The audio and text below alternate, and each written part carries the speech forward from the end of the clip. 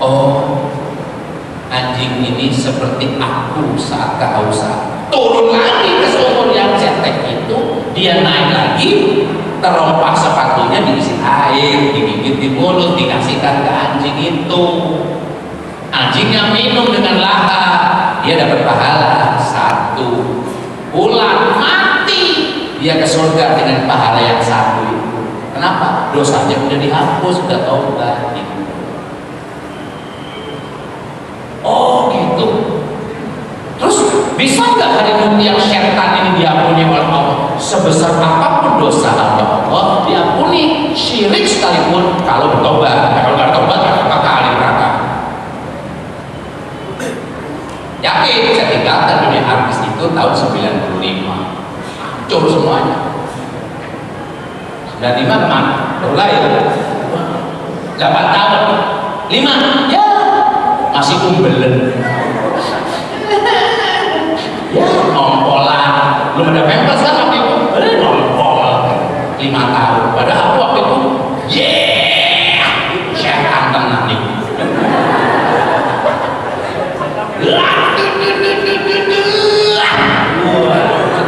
Wes itu sisa-sisa.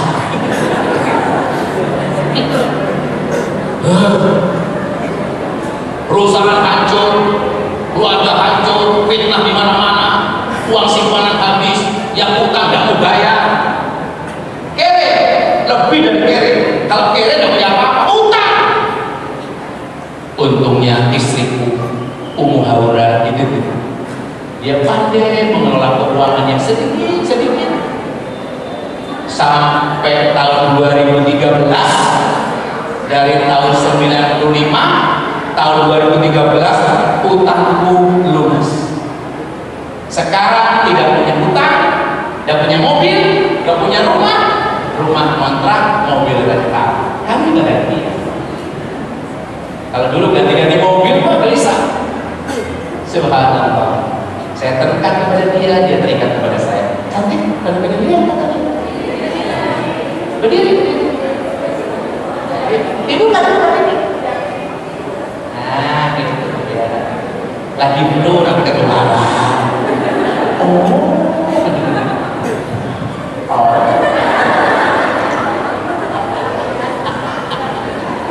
Aduh maaf ya, maaf. Modelnya begini. Nah itu, karena saya dengar judulnya meninggalkan kegelapan untuk menggapai hidayah, saya tidak ceritakan panjang lebar gelapnya, saya sudah kasihkan saja hidayahnya. Jadi hidayah itu begini, ketika manusia dilahirkan, bayi, langsung Allah beri hidayah. Itu apa? Insting. Maka bayi tidak usah diajari menyusu, dia bisa langsung menyusu kepada ibunya. Kenapa? Insting. Sama dengan hewan. Itu hidayah. Apa? Hidayatul khalqi, al-khalq, Maha Pencipta. 2, sudah berpikir kamu ya? Nah, dari bayi besar sebesar Abdullah.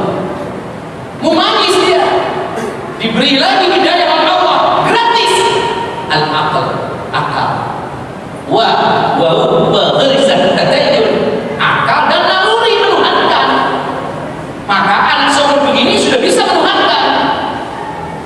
Apa yang dijadikan Tuhan? Akalnya nggak mampu, maka dia menuhankan layang-layang, layangan kejar, menuhankan makanan.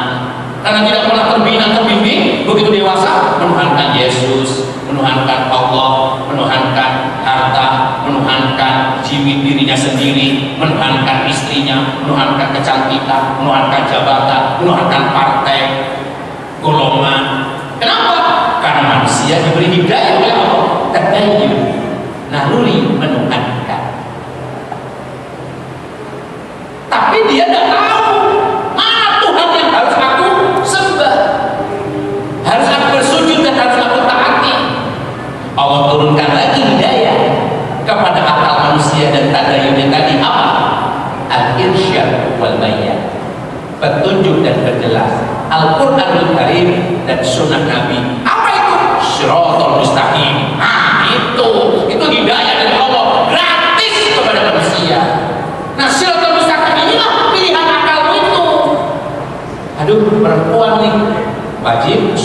mubah, makruh atau haram, aku pacari gitu. Wah, haram ini, tinggalkan surga. Ya gitu. Ini ada air nih, tuh. Ini air ini ya, bisa diminum ini. Taruh dulu di sini. Wah, ada air di sana. Ya, ini ada air. Mau minum air ini tapi mendengar azan. Allahu Akbar, Allahu Akbar. La ilaha illallah. Selesai azan.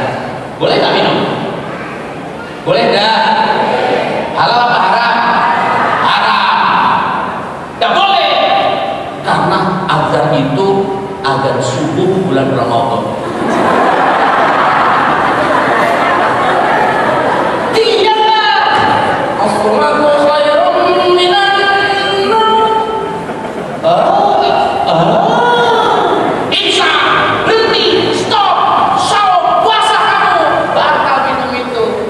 Makanya ketika dengar azan wajib, sunnah, mubah, makruh, haram minum gitu. Nah udah gitu nggak kuat diminum, ya menentang hidayah. Kenapa?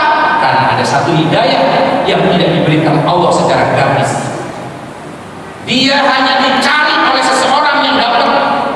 Hanya orang-orang beriman yang ingin mendapatkan hidayah itu, dia kejar, Allah kasih. Apa itu? Hidayatul taufik. Hidayah taufik tidak diberikan kepada orang secara gratis, enggak. Dalam surah Yunus, A'udzu billahi minas syaitonir rajim. Innal ladzina amanu, sesungguhnya orang-orang yang beriman, innal ladzina amanu wa 'amilus shalihat, dan beramal soleh. Orang beriman itu gandengannya amal soleh karena disambung dengan bau apa. Jadi maknanya orang beriman itu pasti beramal soleh gitu, karena berakal bisa beramal salah dia itu. Nah, orang beriman ini beramal soleh, yahdihim rabbuhum biimanihim. Dia ditunjuki Allah, makanya dia beramal soleh karena ditunjuki Allah. Surah Yunus ayat 9. Innal ladzina amanu wa 'amilus shalihat yahdihim rabbuhum biimanihim. Kenapa Allah tunjuki orang itu? Karena dengan imannya dia hanya menyembah Allah, hanya minta tolong kepada Allah saja. Jadi dengan imannya itulah yang Allah kemudian, oh dia cuma bertuhankan aku, kasih taufik. Maka orang seperti ini gampang berjilbab enteng. Oh wajib ya? Aduh, aku nggak punya, dikasih langsung dipakai. Gitu dia. Kenapa? Dia dapat taufik. Saat itu dosa dihapus, pahala ditambah. Tapi banyak yang berat. Datang Ramadan, ya puasa. Datang Idul Fitri, bebas. Kamu ketahuan. Tugas ya. Senang datang Ramadan. Senang datang satu Syawal. Sebel datang Ramadan. Coba dites. Patokan ahli surga itu ini wajib, sunnah, mubah, makruh, haram. Dia senang sekali diatur oleh wajib, sunnah, mubah, makruh, haram. Pikiran, perasaannya tunduk kepada wajib, sunnah, mubah, makruh, haram. Yuk kita tes ibu-ibu. Kalau ibu sedang puasa, saum Ramadan ya, saum betul, saum betul, betul saum, saum betul. Kenapa saum? Karena Allah. Apa patokannya? Man shoma Ramadana imanan wa ihtisaban, ghufira lahu ma taqaddama min dhanbi. Artinya, barang siapa berpuasa Ramadan karena iman kepada Allah, bukan karena supaya asam uratnya normal, gula darahnya normal, kolesterol, kolesterol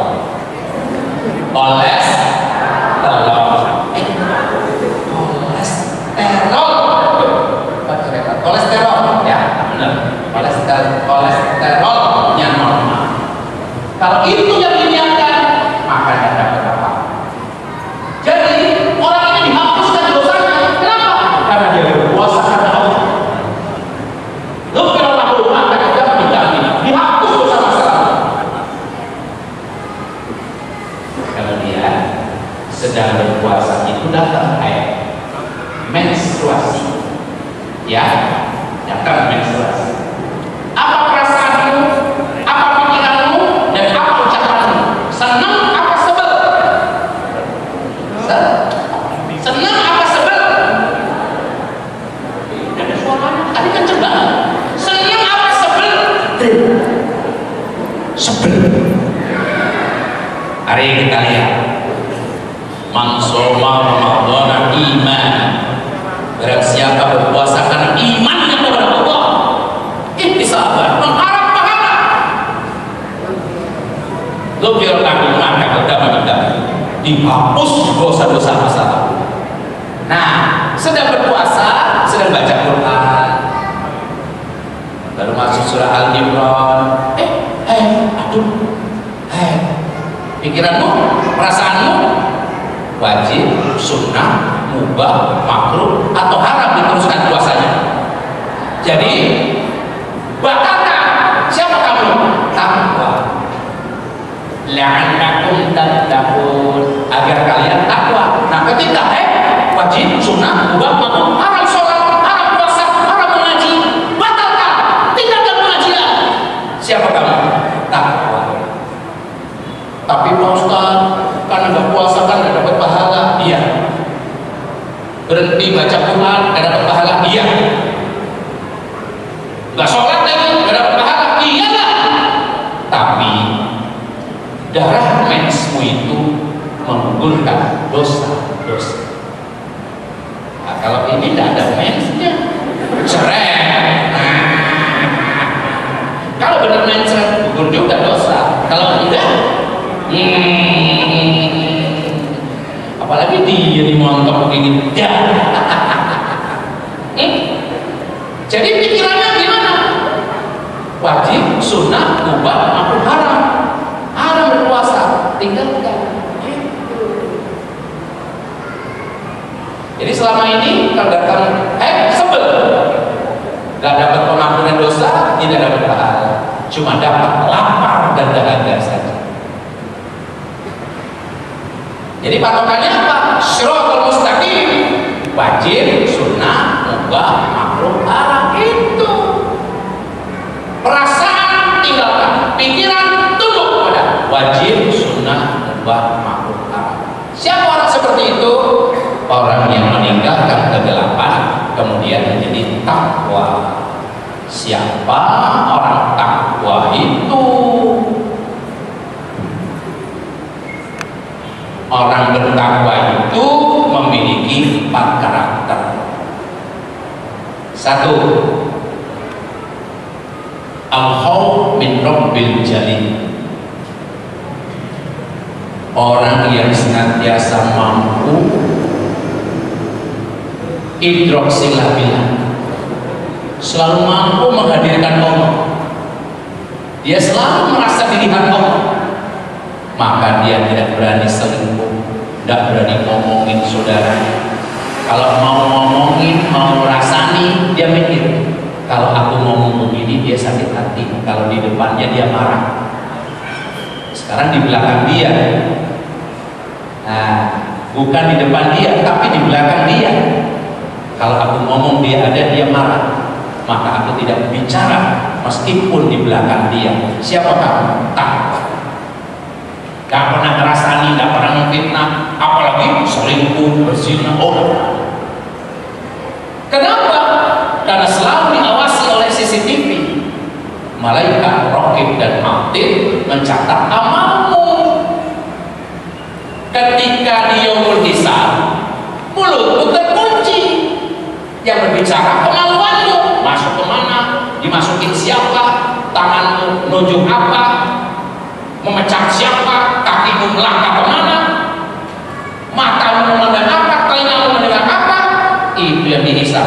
Kamu tidak malu, maaf. Kamu tidak mati, tidak pingsan. Kalau di dunia malu, pingsan. Di sana tidak. Nah, takut selalu muncul rasa takut itu. Dua, wal amal bitanzil. Kalau berdua beramal berdasarkan yang diturunkan Allah, wajib, sunnah, mubah, makruh, haram itu. Yang ketiga, waridho bil qalil. Orang bertakwa itu ridho dengan penghasilan suaminya yang sedikit. Kenapa sedikit? Karena tidak mau korupsi, tidak mau mencuri, tidak mau melipat gandakan dengan riba, tidak mau menipu. Radhiyallahu anhu. Allah ridho kepada kepada mereka. Wa radhu'an. Dan mereka ridho kepada Allah.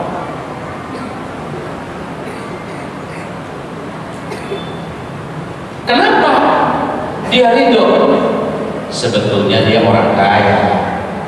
Wah, sugih, kaya dari mana? Aku tahu waktu dia lahir sampai sekarang. Dari lahir sampai dia menikah, sampai punya anak, dia itu ngontrak. Di mana? Di rumahku. Kok bisa-bisa istrinya ngomong dia orang kaya? Loh, dia kalau sholat subuh nggak pernah di rumah. Dia kalau sholat subuh selalu berjamaah di masjid. Di masjid jami itu, bukan di musola, di masjid. Siapa dia? Pertama, dia dapat pahala wudhu. Kedua, dapat pahala sholat tahiyatul masjid. Kemudian mendengar azan, as-sholatu khairun minan naum. Dia selesai azan, sholat sunat fajar 2 rakaat. Dunia dan seisinya dalam genggaman. Di dunia ini ada apa? Tambang emas, tambang minyak, ribuan bahkan triliunan berlian tiap hari. Ikan diambil dari laut ribuan triliun itu. Di seluruh dunia ini milik siapa? Milik laki-laki yang sholat berjamaah subuh di masjid. Siapa itu? Suamimu. Berapa tahun suamimu? Sholat di masjid terus-terusan begitu? Baru Pak Ustaz, baru 3 tahun. Oh, berarti dia dapat tidak kurang 1000 dunia dan seisi. Kemudian dia mati, istrinya ikut dia ke surga. Kenapa? Karena istrinya taat pada suami, yang suaminya taat pada Allah. Siapa suami yang taat pada Allah? Yang mengerjakan perintah, meninggalkan larangan, wajib, sunnah, mubah, makruh, haram. Itulah kegelapan yang kemudian menjadi terang. Mana terang? Wajib, sunnah, mubah, makruh, haram. Pasti orang yang taat pada syariat bahagia.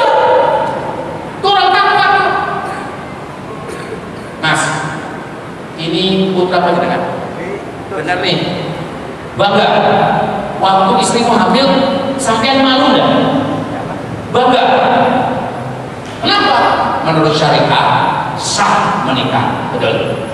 Begitu hamil pamer, istriku hamil. Istrinya udah malu, perutnya buncit. Senang. Coba kalau pacarnya hamil, apakah pamer? Jalannya pun matanya menonjol.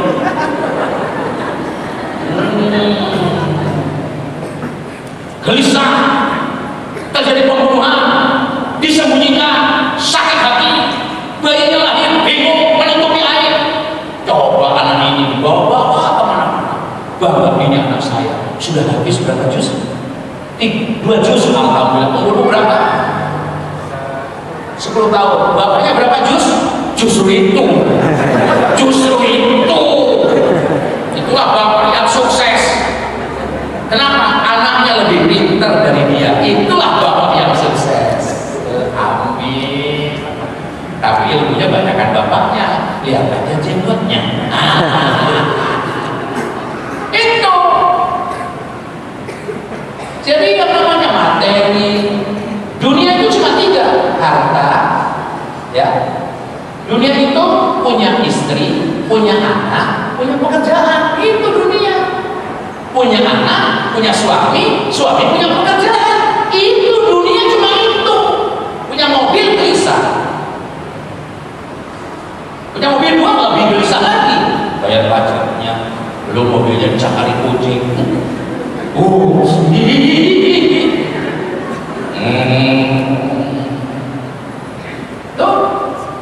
Jadi orang kaya itu laki-laki ahli sholat subuh berjamaah.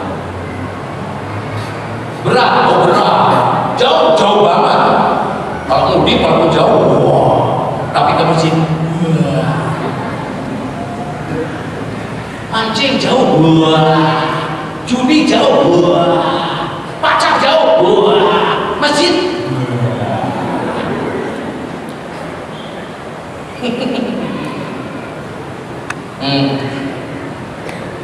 Jadi orang bertakwa itu dari sisi yang keempat,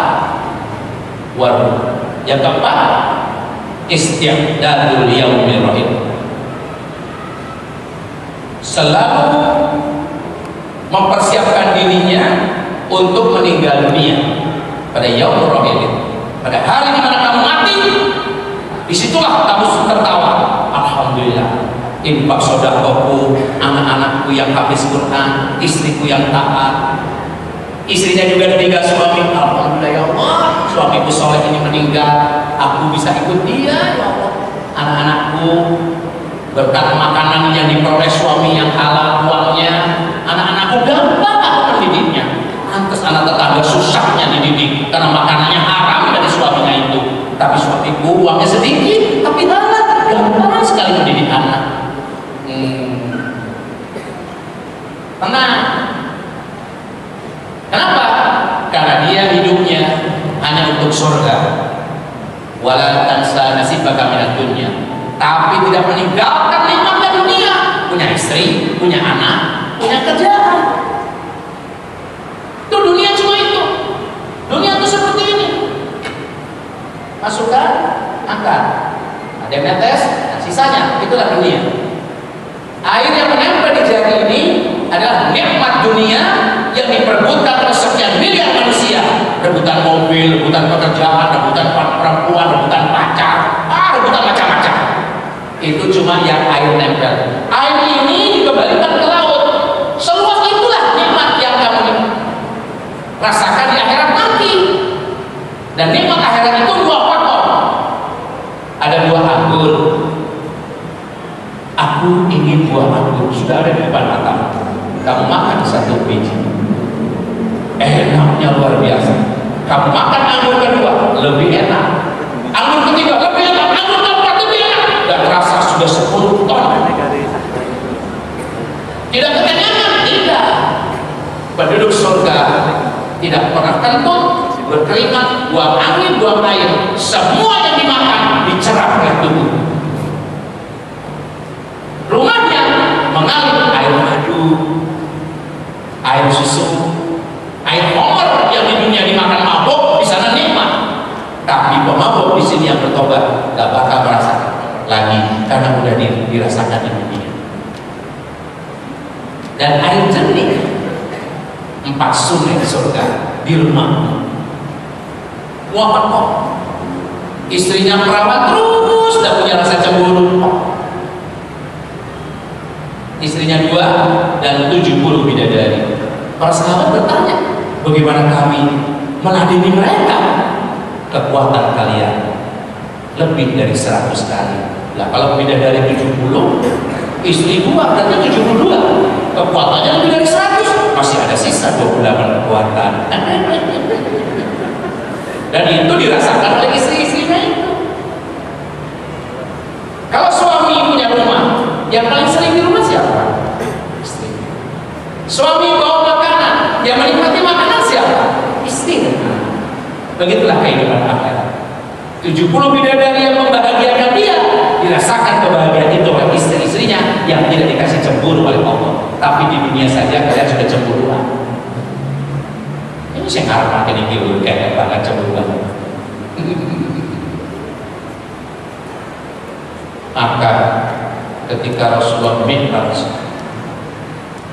dipertemukan dengan berbagai para nabi dan sebagainya, kemudian melamar surga. Oh Rasulullah, surga seperti ini.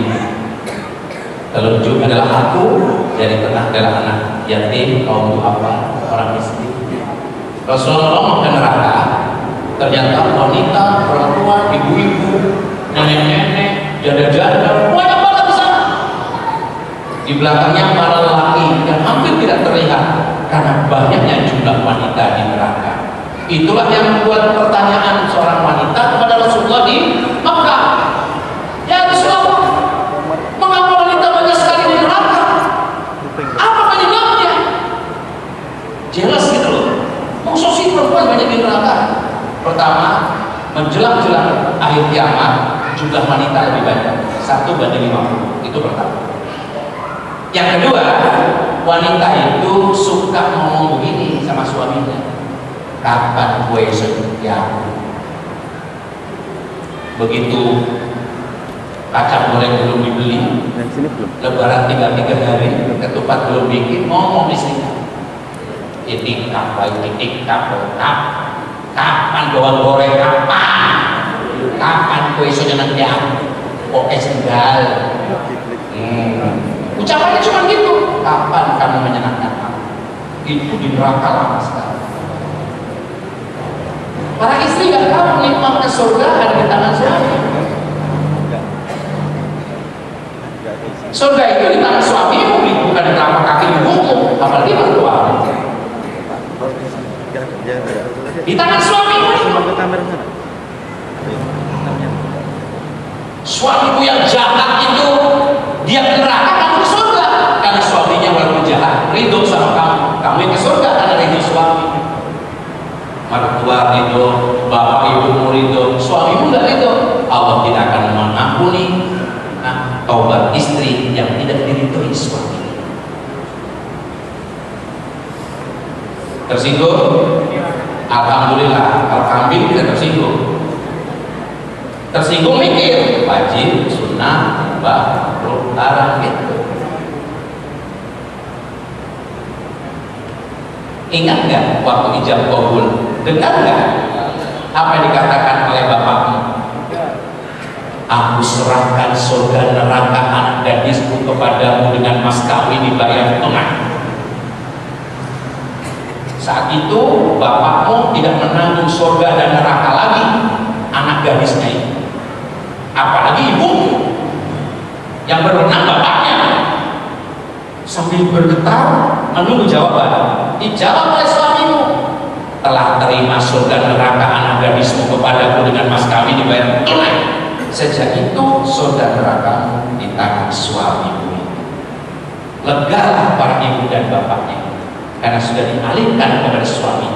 Hati-hati ya, jangan recokin menantu dan anak perempuannya, kecuali di hadapan matamu nyata. Nasihat, jangan ikut campur, apalagi ngomong ceraikan saja. Wah, ibu jahat, mertua jahat. Aku nyesel nikahkan kamu sama orang miskin. Oh, apalagi mertuanya itu orang seragen banget gitu ya. Lah itu jawab ya.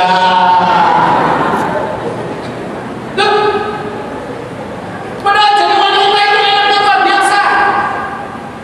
Di mana enaknya? Satu, dia memuaskan suaminya di kamar, di kasur, di dapur, di sumur. Itu. Senangkan, bahagiakan suamimu di kasur, di sumur, di dapur. Apa yang kamu dapat? Surga, surga, surga. Kalau begitu, kami para istri itu jadi pemuasnya suami. Iya. Sadari. Para istri ini jadi bonekanya suami. Sadari itu. Kamu dapat apa? Dapat pahala wajib.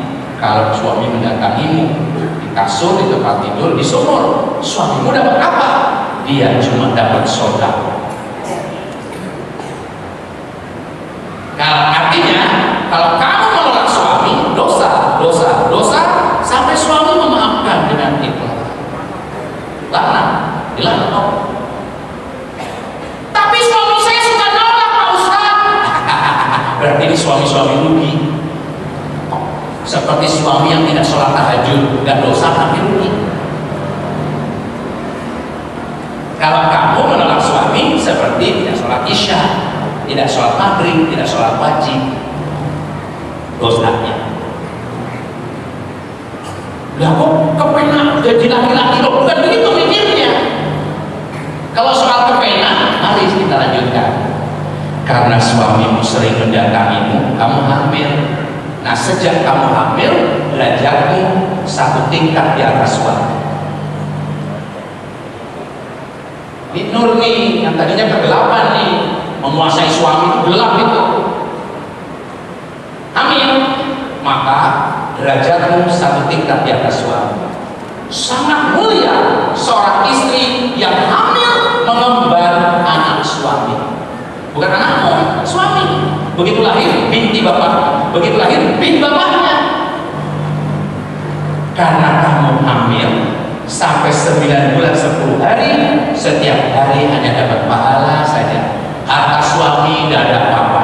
Jabatan suami gak ono apa-apa. Kejahatan suami gak pengaruh. Yang berpengaruh apa? Setiap hari kamu dapat pahala.